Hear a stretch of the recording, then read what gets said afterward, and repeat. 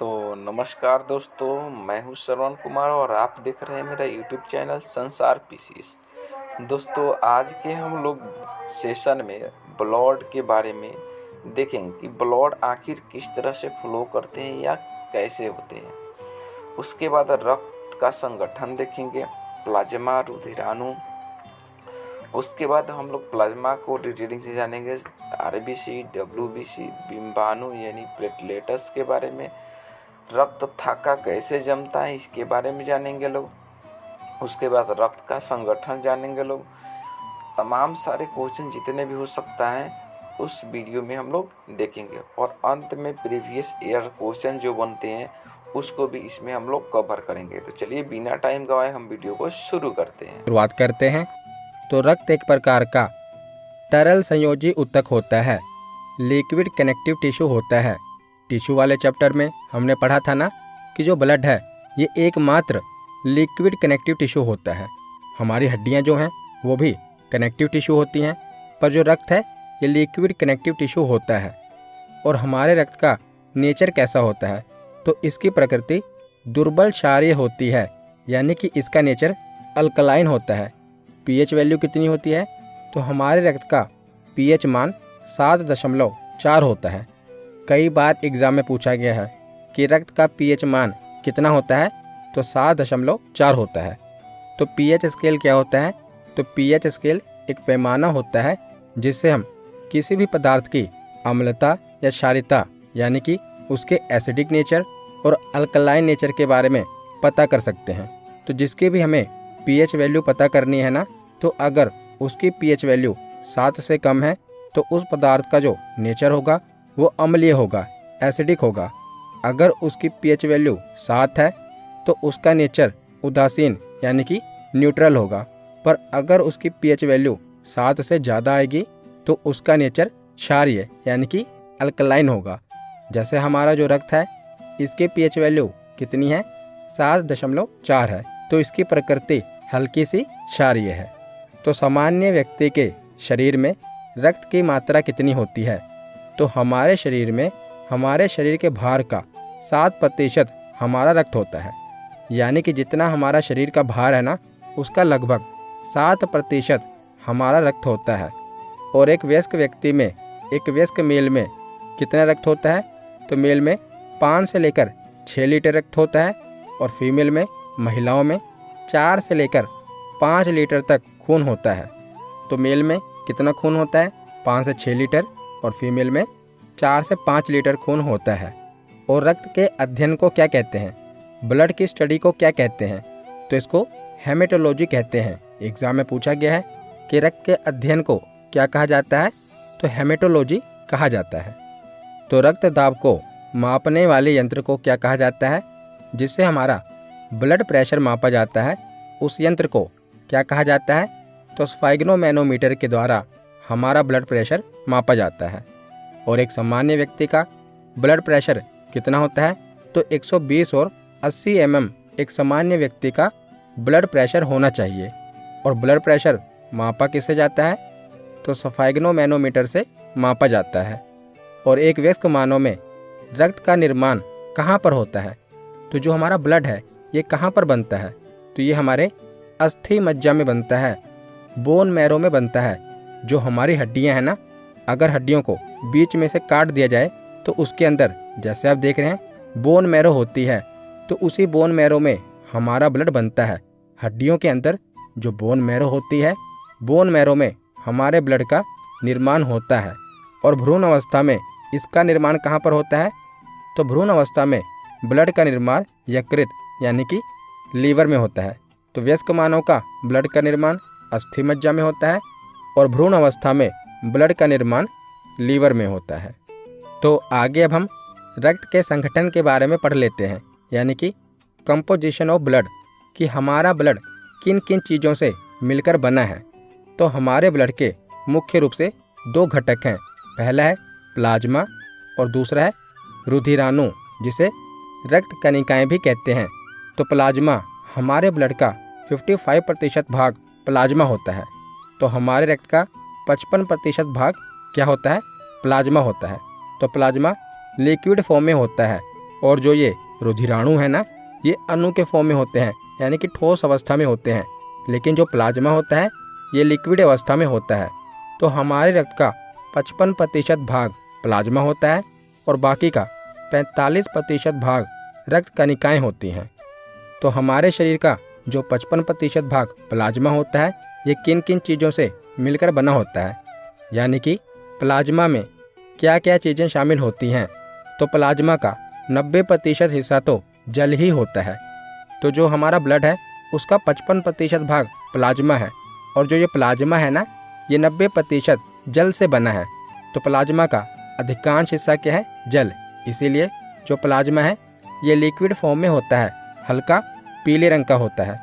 तो प्लाज्मा में 90% जल होता है, 7% प्रोटीन होता है, 0.9% लवण होते हैं, 0.1% ग्लूकोज होता है और 2% अन्य चीज़ें होती हैं। तो इन सबको मिलाकर क्या बनता है? प्लाज्मा, जो कि हमारे ब्लड का 55% भाग होता है। ये लिक्विड फॉर्म में होता है, जो कि हम आगे पढ़ेंगे, और हल्का पीले रंग का होता है। उसके बाद हमारे रक्त का बाकी का 45% भाग क्या होता है? तो रक्त कणिकाएं होती हैं, जिन्हें ब्लड कोर्पसेल्स या ब्लड सेल्स कहते हैं। तो जो रक्त कणिकाएं होती हैं ना, इनमें 3 चीज़ें शामिल होती हैं। पहली है लाल रक्त कणिकाएं, जिसे हम आरबीसी कह देते हैं। दूसरी है श्वेत रक्त कणिकाएं, इसे हम डब्ल्यूबीसी कहते हैं। और तीसरा है रक्त बिंबाणु, जिसे हम प्लेटलेट्स कहते हैं। तो जो हमारी रक्त कणिकाएं हैं ये 3 चीज़ों से मिलकर बनी हैं, आरबीसी, डब्ल्यूबीसी और प्लेटलेट्स। तो आप डायग्राम से समझिए। तो जैसे ये हमारी ब्लड वेसल्स हैं, इसमें हमारे ब्लड का फ्लो हो रहा है। तो हमारा जो ब्लड है ये कई चीज़ों से मिलकर बना है, जिसमें जो आप ये पीले कलर का देख रहे हैं ना, ये क्या है? प्लाज्मा। और प्लाज्मा लिक्विड फॉर्म में होता है और ये भी कई चीज़ों से मिलकर बना होता है, जैसे जल, प्रोटीन, लवण, ग्लूकोज और कुछ अन्य चीज़ों से मिलकर ये प्लाज्मा बना होता है। और ये हमारे रक्त का 55% भाग होता है और ये लिक्विड फॉर्म में होता है। और बाकी का जो 45% भाग है वो अणु की फॉर्म में होता है। और उसमें क्या क्या चीज़ें शामिल होती हैं? तो आरबीसी, जो आप ये देख रहे हैं लाल रंग की टैबलेट की तरह, ये लाल रक्त कणिकाएं हैं, जिन्हें हम आरबीसी कहते हैं। उसके बाद है डब्ल्यूबीसी, जो आप ये देख रहे हैं, ये है वाइट ब्लड सेल। और उसके बाद तीसरा है प्लेटलेट्स, तो आप ये देख रहे हैं, ये हैं प्लेटलेट्स। तो आप इसको एनिमेशन की सहायता से भी समझ लीजिए। तो ये हमारे शरीर में ब्लड फ्लो हो रहा है। तो आप ये जो देख रहे हैं ये है आरबीसी। इसके बाद ये है डब्ल्यूबीसी। उसके बाद ये है प्लेटलेट्स। और जो प्लाज्मा है वो लिक्विड फॉर्म में इनके साथ ही फ्लो हो रहा है। तो इन सब चीज़ों को मिलाकर क्या बनता है? हमारा ब्लड बनता है। तो एक एक करके हम इन सभी ब्लड के कंपोनेंट्स के बारे में पढ़ते हैं। तो शुरुआत हम करते हैं प्लाज्मा से, क्योंकि हमारे ब्लड का अधिकांश भाग कौन सा होता है? 55% भाग प्लाज्मा होता है। तो यह रक्त का तरल अवस्था में पाया जाने वाला भाग होता है और इसका 90% भाग जल होता है। हमने पढ़ा था ना कि जो प्लाज्मा होता है इसका 90% भाग क्या होता है? जल होता है। और बिलीरुबिन के कारण इसका रंग हल्का पीला होता है। तो ये एग्जाम में पूछा गया है कि प्लाज्मा का रंग पीला किसके कारण होता है? तो बिलीरुबिन के कारण इसका रंग पीला होता है। तो प्लाज्मा में 90% क्या होता है? जल होता है। इसमें जो ग्लूकोज होता है और खनिज लवण होता है ना, ये दोनों हमारे शरीर में ऊर्जा का निर्माण करते हैं। उसके बाद प्लाज्मा में 7% प्रोटीन भी पाया जाता है, जो कि आगे हम पढ़ेंगे। रक्त का थक्का जमाने में इन्हीं प्रोटीन की सहायता से हमारे रक्त का थक्का जमता है। तो प्लाज्मा में कौन कौन से प्रोटीन पाए जाते हैं? तो थ्रोम्बिन, प्रोथ्रोम्बिन, ग्लोब्यूलिन, फाइब्रिन और फाइब्रिनोजन। तो ये आपको याद रखने हैं कि हमारे प्लाज्मा में कौन कौन से प्रोटीन पाए जाते हैं। और जो फाइब्रिनोजन है ना, ये काफ़ी इम्पोर्टेंट है हमारे शरीर में ब्लड क्लोटिंग के, यानी कि रक्त के थक्का जमाने के काम आता है। तो ये सारे जो प्रोटीन हैं ये ब्लड क्लोटिंग के काम आते हैं। लेकिन ज़्यादातर जो एग्ज़ाम में पूछा जाता है वो फाइब्रिनोजन पूछा जाता है कि फाइब्रिनोजन किस काम आता है? तो ये हमारे रक्त का थक्का जमाने के काम आता है, जिसके बारे में आगे हम पढ़ेंगे।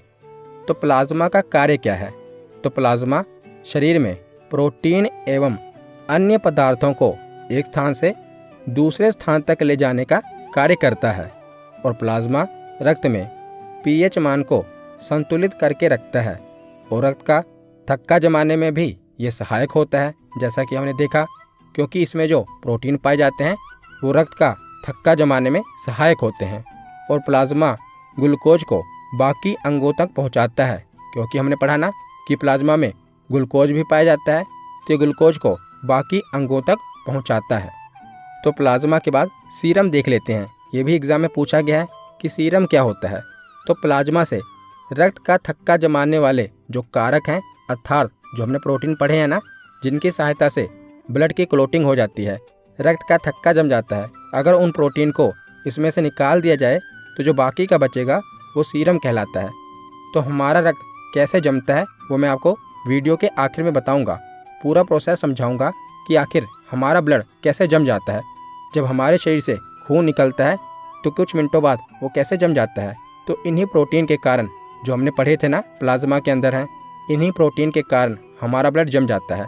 तो अगर इन प्रोटीन को प्लाज्मा से निकाल दिया जाए तो जो बाकी का भाग बचेगा प्लाज्मा का, वो सीरम कहलाता है। खास करके एग्ज़ाम में ये पूछा जाता है कि प्लाज्मा से कौन सा पदार्थ निकालने पर ये सीरम कहलाएगा। तो वहाँ पर ऑप्शन में फाइब्रिनोजन प्रोटीन दिया होता है।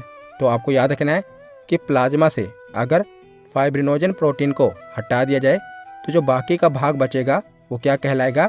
सीरम कहलाएगा। तो प्लाज्मा के बारे में हमने पढ़ लिया।